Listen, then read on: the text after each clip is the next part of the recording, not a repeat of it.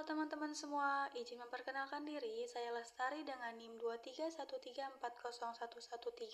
Saya dari kelas BKI 3C. Di sini saya akan menjelaskan sedikit terkait teori dari Erik Erikson, yaitu psikoanalitik kontemporer yang diampu oleh Ibu Nina Fitriani MPD. Selamat menyaksikan. Baiklah, teman-teman tahu nggak sih psikoanalitik kontemporer itu?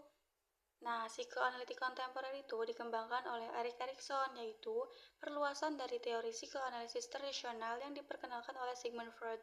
Nah, di sini psikoanalitik kontemporer itu Erikson menekankan pentingnya interaksi antara individu dan lingkungan sosial dalam membentuk identitas dan kepribadian seseorang. Nah, selanjutnya itu struktur kepribadian. Pada teori Erik Erikson terdapat 3 struktur kepribadian. Nah, yang pertama itu ego kreatif. Menurut Erikson, ego memiliki sejumlah kualitas yang tidak ditemukan dalam psikoanalisis Freud, seperti kepercayaan, penghargaan, otonomi, kemauan, dan lainnya. Nah, kualitas ini membentuk ego yang disebut ego kreatif, yaitu ego yang mampu menemukan solusi kreatif untuk masalah yang muncul di setiap tahap kehidupan. Nah, ego menurut Erikson itu sebagian bersifat tak sadar, dan ia menyusun serta menyintesis pengalaman masa kini, masa lalu, dan masa depan. Erikson menemukan 3 aspek ego yang saling berkaitan, yaitu body ego, ego ideal, dan ego identity. Nah, body ego itu pengalaman individu terhadap tubuhnya sendiri. Kalau ego ideal itu gambaran tentang bagaimana diri seseorang seharusnya sebagai cita-cita yang ideal. Sedangkan ego identity itu representasi diri dalam berbagai peran sosial. Nah, yang kedua itu ego otonomi fungsional. Teori ego dari Erikson yang merupakan pengembangan dari teori perkembangan seksual infantil Freud diterima luas sebagai teori tersendiri karena memandang perkembangan kepribadian berdasarkan prinsip epigenetik. Nah, menurut Erikson, seperti halnya perkembangan biologis yang membutuhkan stimulasi lingkungan tertentu, perkembangan psikoseksual juga memerlukan dukungan dari lingkungan sosial untuk tumbuh optimal. Nah, yang terakhir itu ada pengaruh masyarakat.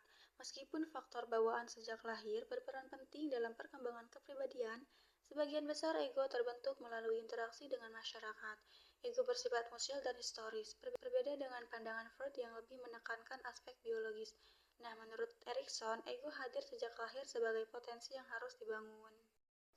Nah, selanjutnya itu ada perkembangan kepribadian. Menurut Erik Erikson, perkembangan kepribadian terdiri dari 8 tahap yang mencakup seluruh rentang kehidupan manusia. Erikson menekankan pentingnya lingkungan sosial dan budaya dalam membentuk perkembangan kepribadian. Yang pertama itu fase bayi, yaitu 0-1 tahun. Yang kedua usia anak-anak, yaitu 1-3 tahun. Yang ketiga usia fase bermain, yaitu 3-6 tahun. Yang keempat ada usia sekolah, yaitu 6-12 tahun. Yang kelima ada adolesen, yaitu 12-20 tahun. Yang keenam yaitu dewasa awal antara 20-30 tahun. Yang ketujuh ada dewasa yaitu 30-65 tahun. Dan yang terakhir ada usia tua yaitu 65 tahun ke atas. Nah, selanjutnya ada aplikasi. Pada teori Erikson berfokus pada perkembangan sosial, sehingga aplikasinya terutama di bidang pendidikan sosial, khususnya pada usia anak-anak dan remaja.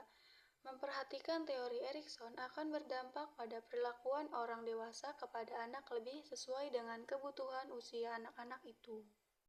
Nah, selanjutnya, pada teori Erik Erikson terdapat evaluasi, yaitu metodologi Erikson sering mendapat kritik serupa dengan metodologi psikoanalisis lainnya. Nilai ilmiah teorinya didukung oleh beberapa metode pengukuran, observasi anak-anak, dan analisis sejarah, meskipun data yang dikumpulkan dan dianalisis sering dianggap subjektif. Nah, pada posisi Erikson dalam psikoanalisis cukup unik.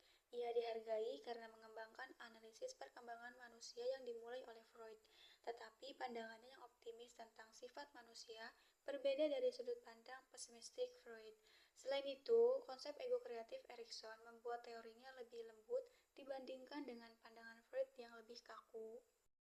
Baiklah teman-teman, cukup sekian penjelasan dari saya tentang psikoanalitik kontemporer dari teori Erik Erikson. Semoga penjelasan dari saya membantu teman-teman semua. Wassalamualaikum warahmatullahi wabarakatuh.